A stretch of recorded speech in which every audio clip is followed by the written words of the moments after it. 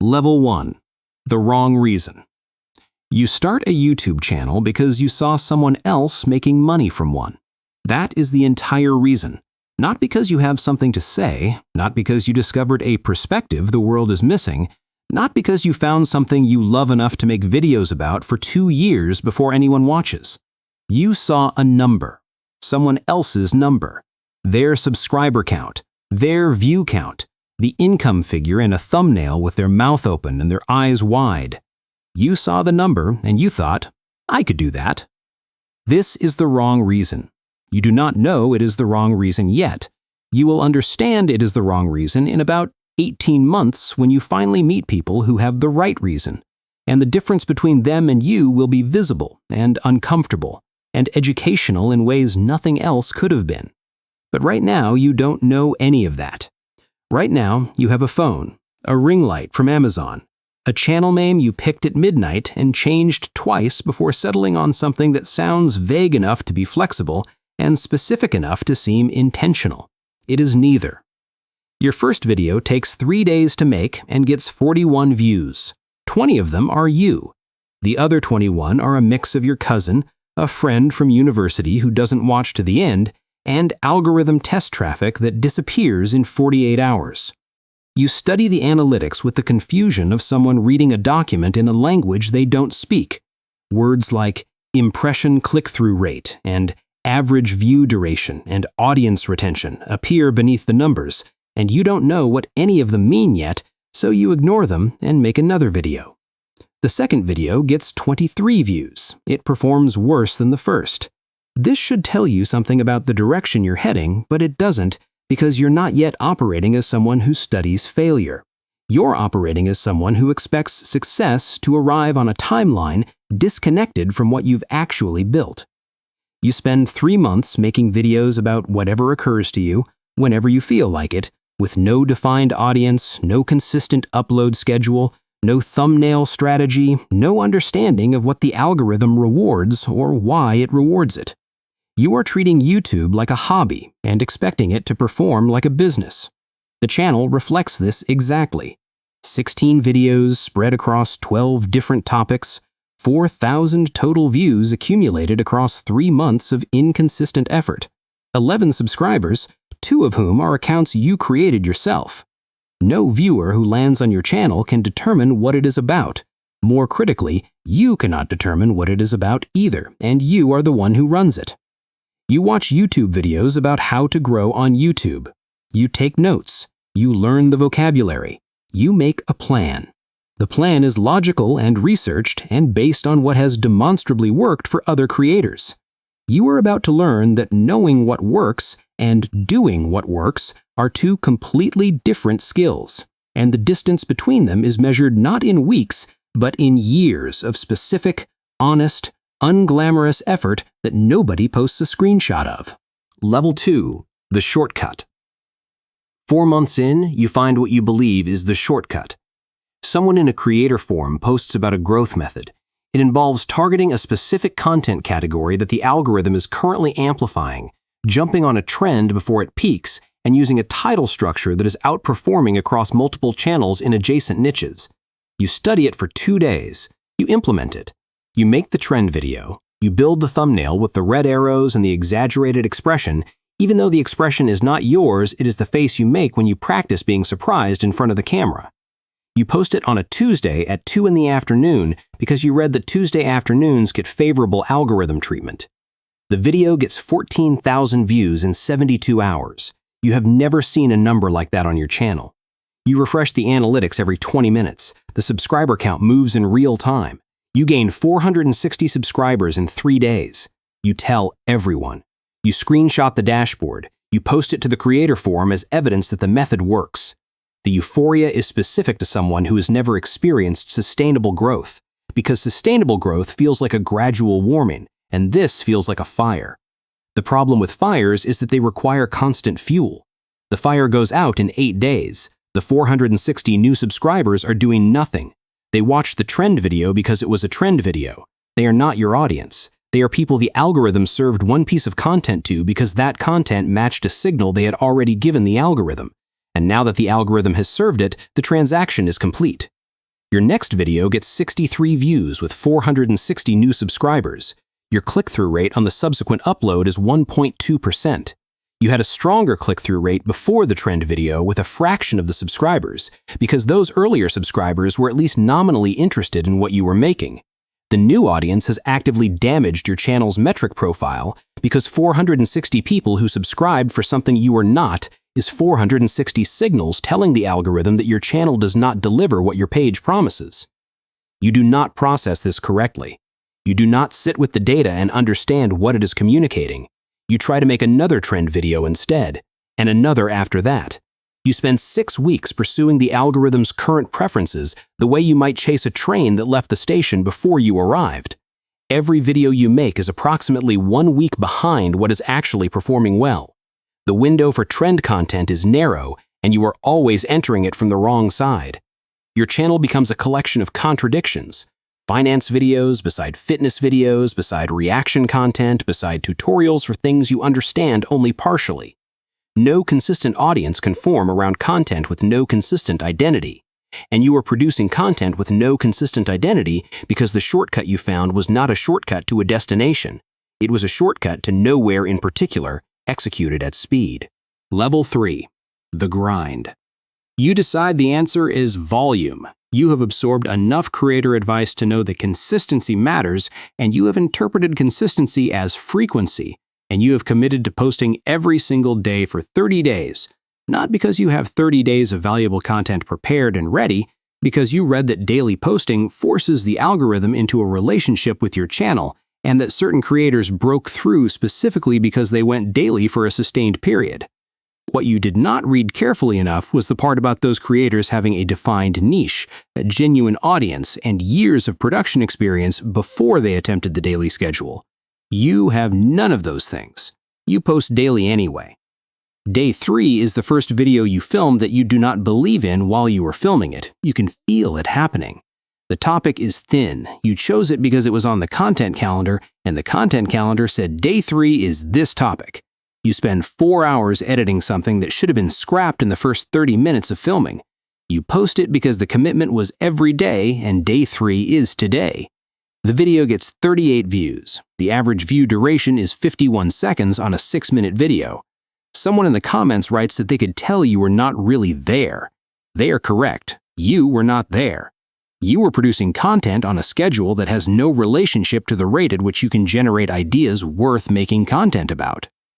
By day 14, you are filming at 11 at night for the next morning because the day disappeared into everything that was not YouTube. The thumbnails are declining because you do not have time to iterate properly. The scripts are declining because you do not have time to research.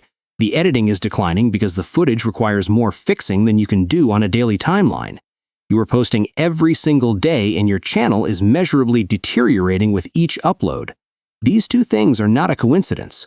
You are confusing activity with progress, and the difference between the two is that activity produces output and progress produces value. And you are producing output at a rate that has made the value impossible. By day 22, you have developed a specific anxiety response to opening YouTube Studio. The analytics dashboard is a source of dread rather than information. You check it compulsively and feel terrible, and check it again 90 minutes later to confirm the terrible. Your sleep is disrupted. You are not enjoying any part of this process. The thing you started because you saw someone else's joy in it has become the most stressful and least rewarding part of your week, and it is consuming more of your week than anything else in your life.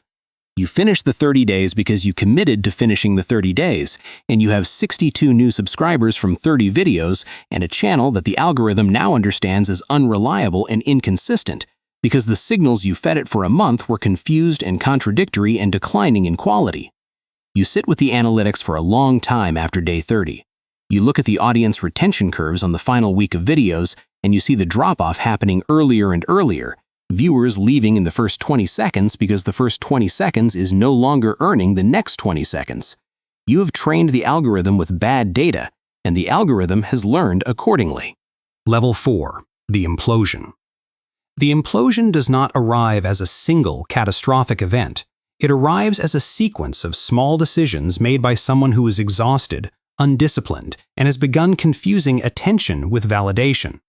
By month 11, Your channel has 6,000 subscribers, and the engagement those subscribers produce is a fraction of what a healthy channel at that size would generate. Your average video receives between 200 and 400 views. 6,000 subscribers, 300 views. 5% of your audience watching each upload, when a channel with genuine audience trust at your size should be achieving closer to 15 to 20%. The mathematics of this are not a minor issue. They indicate that the majority of the people who have subscribed to your channel have no ongoing relationship with your content, and this is because you build subscriber count through methods that did not build audience loyalty.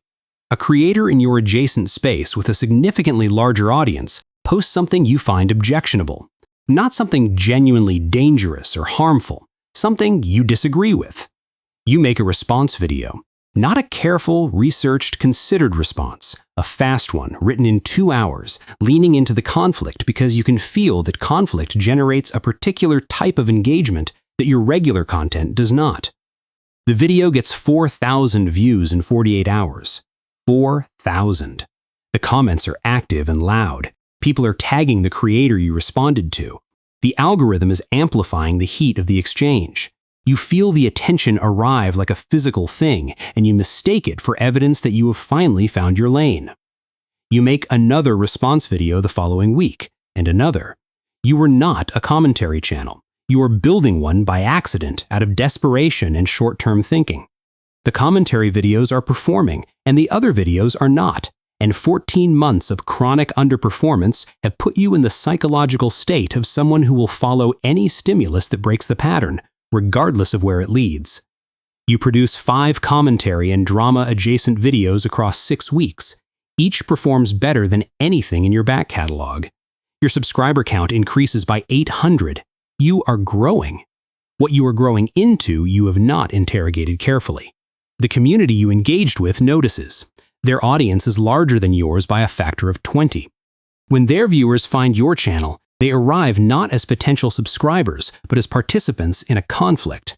400 comments arrive on a video that normally receives 12.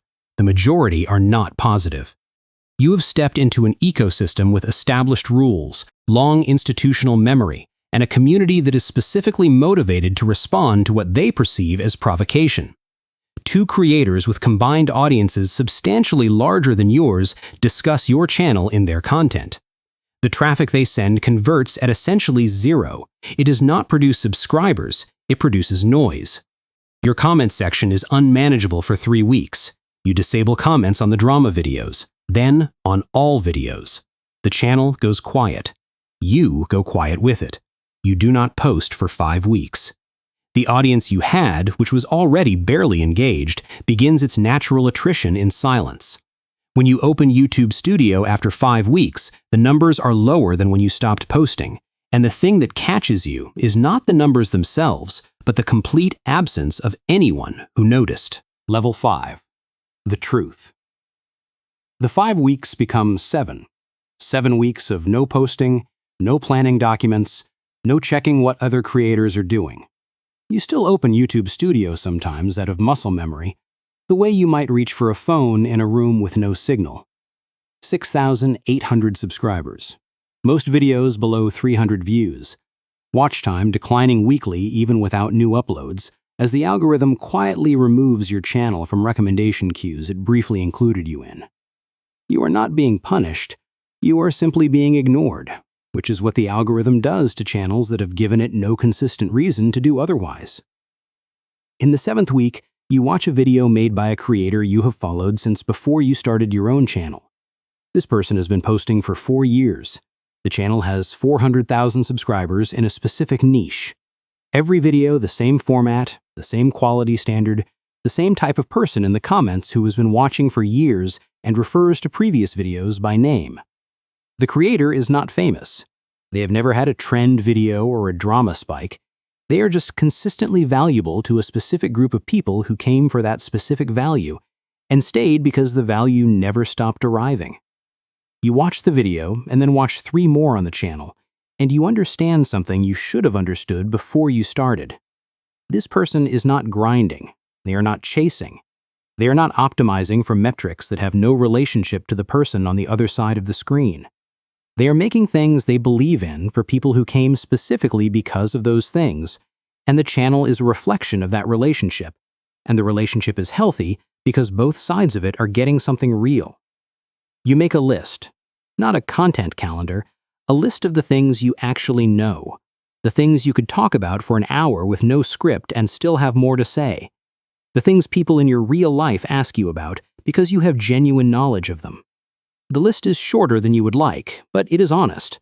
It is the first honest document your channel planning has produced in over a year, and its honesty is what makes it useful. You make a video about the first thing on the list. You do not spend 3 hours engineering the thumbnail beyond making it clear. You do not spend an afternoon split-testing title variations. You research the topic properly, you write a real script, you film it once, you edit it carefully, and you post it on a Wednesday morning with no expectation attached to the outcome. The video gets 140 views. That is fewer views than your drama videos. It is also the healthiest audience retention curve you have seen on your channel in nearly a year. The people who watched it watched most of it. Not all of it, but most. The comments are about the content. 3 people ask follow-up questions about the topic. Nobody is there to have an opinion about you. Everybody is there because the video offered them something they were looking for and they found it. This is the first time your channel has functioned the way a channel is supposed to function. And it happened in a video that got 140 views on a channel with 6,000 subscribers, which tells you everything you need to know about the relationship between view counts and channel health. You make the second video, then the third. You're not growing quickly. The subscribers who arrived through trends and drama are finishing their natural departure from a channel that no longer makes the content they briefly engaged with. The count goes down slowly, and the quality of what remains goes up, and you understand for the first time that these two movements are connected. 100 subscribers who are genuinely interested in what you make are worth more in every metric that matters than 1,000 subscribers who wandered in from somewhere else and never came back. The channel that exists at the end of a year and a half of doing nearly everything incorrectly is the channel you should have built from the beginning. The difference between where you started and where you are now is the full, uncomfortable, expensive, clarifying education of having been wrong about every important thing before you were finally capable of being right about them. You needed to be wrong in every specific way you were wrong. You just didn't know it was education while it was happening. Most of the important education doesn't announce itself.